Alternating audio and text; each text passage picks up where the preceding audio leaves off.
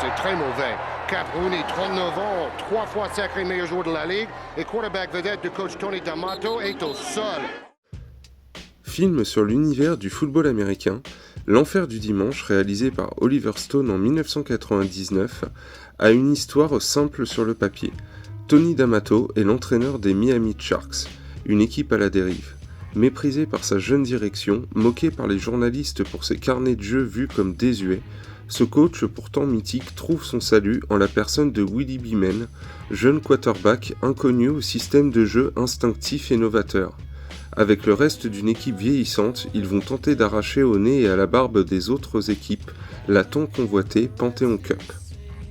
On est au milieu des années 90, après l'échec de son film Nixon et alors qu'il pensait à un biopic sur Martin Luther King, Oliver Stone cherche un projet moins politique et capable de réunir un grand public. Une pression du système et du public qui fait écho à un dialogue de Christina dans le film. Les gens veulent des passes, des touchdowns, des gros scores, c'est ça le jeu aujourd'hui. Oliver Stone se montre très intéressé par le sujet du sport et ses travers. Le studio Warner possède les droits du livre de Robert Huizenga, qui a assisté le médecin de l'équipe des LA Raiders dans les années 80. Ce dernier, le Dr Rosenfield, cachait souvent la gravité des blessures des joueurs en leur disant « Tu es ok, c'est juste une contusion ». Stone se prend d'affection pour le scénario de John Logan, également auteur de Gladiator, qui raconte l'histoire d'un coach loser en fin de carrière. Au dernier moment, il est décidé de combiner les deux histoires et d'y ajouter des idées provenant du scénario Monday Night, écrit par un ancien joueur et un journaliste sportif. Stone voit dans ce sport une belle métaphore de Hollywood, de plus en plus bouffé par l'argent et le star system. Le parallèle ira encore plus loin puisque le cinéaste se retrouve dans une grande bataille politique avec la puissante NFL, la Ligue nationale de football. Il raconte « La NFL a été vraiment contre nous, ils détestaient le scénario, ils ont voulu tout empêcher en disant aux joueurs de ne pas nous aider. Pour le tournage, on a failli ne pas avoir de stade. Ça a été une bataille du début à la fin. Quand le film est sorti, la NFL a commencé à nous tailler en pièces. Il n'y avait aucune couverture sur les chaînes sportives. Les combattre, c'était comme affronter le Pentagone.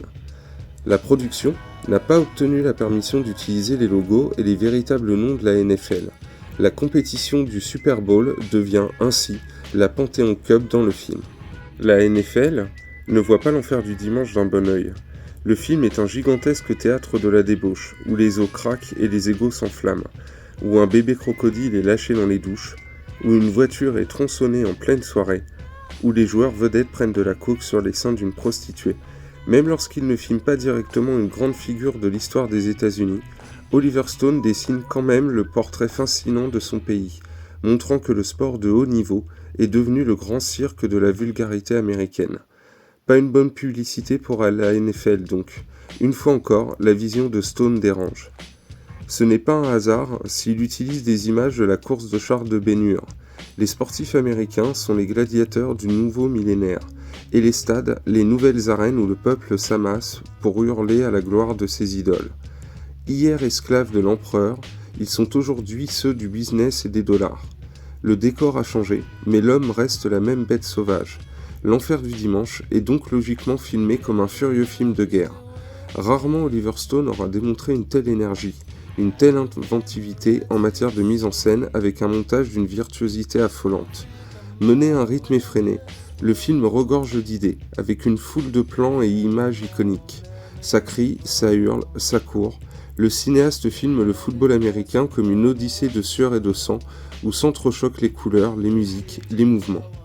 Le terrain devient une zone de combat, où semble se jouer à chaque instant la vie et le destin des protagonistes, au-delà de toute raison. Le réalisateur a montré à toute son équipe qu'il faut sauver le soldat Ryan avant le tournage, et a même engagé le cadreur du film de Spielberg, parce qu'il voulait que le stade soit habité par la même violence et brutalité. L'enfer du dimanche s'ouvre avec un gros plan sur un ballon de football et la main bandée et couverte de plaies qu'il saisit. Ce qui frappe d'emblée, c'est le parti pris d'Oliver Stone de filmer la partie de football américain comme une guerre sur un champ de bataille, opposant deux armées obéissant au commandement de leur stratège. On est saisi par la violence des impacts, la férocité de ces joueurs essayant de se frayer un chemin à travers les lignes ennemies, certains se sacrifiant et tombant sous la puissance des coups. Cette scène d'ouverture est au film sportif, un morceau de bravoure équivalent à ce que l'ouverture de Il faut sauver le soldat Ryan représente pour le film de guerre. Oliver Stone attrape le spectateur par le col et le place au milieu de ce combat. Sa caméra capte la puissance des impacts tout en profitant de chaque arrêt de jeu pour nous faire découvrir, au cœur de l'action, le rôle de chacun des personnages majeurs. Je coach à ma façon. On gagne moins d'argent que 90% des autres équipes.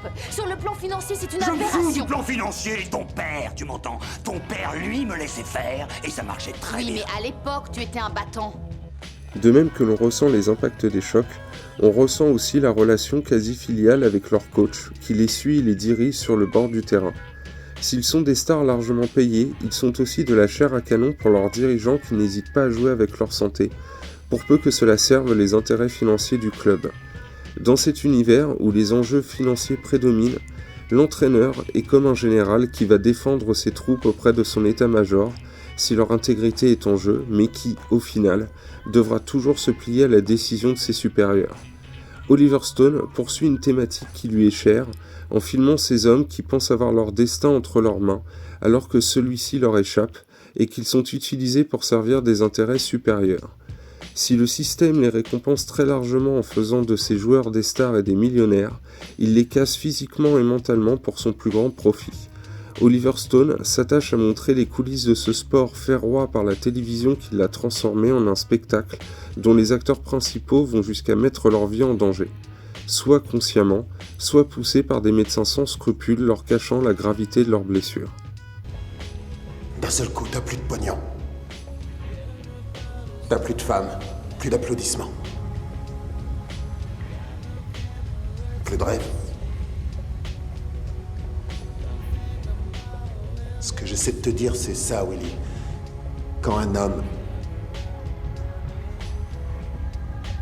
se retourne sur sa vie, il faut qu'il puisse être fier de tout ce qu'il a fait. Pas seulement des années où il portait son casque.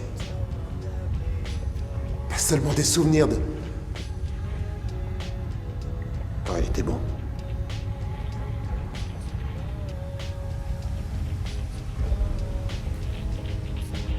Faut que t'apprennes ça, Willy, là-dedans. Si tu le fais pas, tu seras pas un homme. Tu seras qu'un tocard. Ce portrait qui se veut sans complaisance repose sur des personnages qui sont définis comme des archétypes. La star montante, la star sur le déclin, la propriétaire d'équipe sans scrupules, le médecin pensant plus au business qu'à la santé des joueurs, et les coachs passionnés, dernier vestige d'un temps ancien où les valeurs du sacrifice et de ce sport et de son aspect tactique prédominaient. Lorsqu'il se concentre sur ces personnages, l'enfer du dimanche est d'une redoutable efficacité, se construisant autour des grandes scènes de confrontation, des matchs dans le match, opposant des individus aux visions radicalement opposées. Ce qu'il se dit durant ces scènes vaut toutes les longues tirades explicatives sur l'état de ce sport et les enjeux qui le gangrènent. Lors d'une scène de confrontation, Oliver Stone va même insérer des extraits de Ben-Hur et d'un ciel menaçant annonçant l'arrivée d'une tempête, afin d'insister sur la métaphore du joueur soldat gladiateur et de donner une image aux sentiments exacerbés par la dispute. Au travers de ces scènes, l'enfer du dimanche dépasse largement le cadre du film sportif dans lequel on aurait vite fait de l'enfermer si on s'en tient à son sujet. Oliver Stone en profite à nouveau pour égratigner l'Amérique en dévoilant les coulisses de ce sport roi.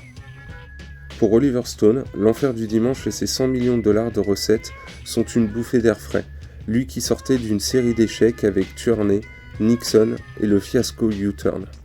Toujours au niveau chiffres, l'enfer du dimanche côtoie ses plus gros succès comme Platoon, Né un 4 juillet ou encore JFK. À travers l'enfer du football américain, c'est la société américaine qui est donc observée ici dans une sorte de péplum contemporain. Corruption, dictature des chaînes de télévision, culte de la jeunesse contre les vieux ringards, tout y est et davantage encore. L'enfer du dimanche, plus grand film sur le monde du sport, on serait tenté de dire oui. Concernant ses intentions, Oliver Stone conclut « Je voulais que ce soit un film moderne, mais je souhaitais également rendre hommage à une certaine tradition du cinéma hollywoodien, avec une action dense, du mouvement, de l'ampleur, une figuration abondante et démonstrative. » Voilà qui est fait, et le réalisateur américain ne s'y est pas cassé les dents.